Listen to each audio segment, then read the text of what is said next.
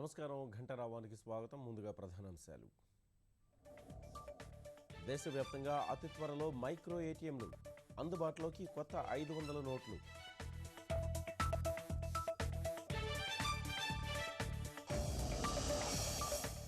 ఐదో రోజు బ్యాంకుల వద్ద జనం బారులు, నగదు మార్పిడికి క్యూలో ఎంపీ మాగంటి బాబు.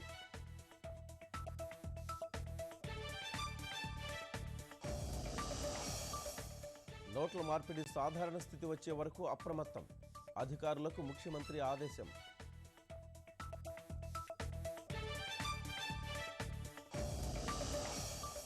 కర్నూలు ఆసుపత్రిలో మంత్రి కామినేని ఆకస్మిక తనిఖీ, విధులకు హాజరు కాని మౌలిక సదుపాయాల ఈఈపై వేటు.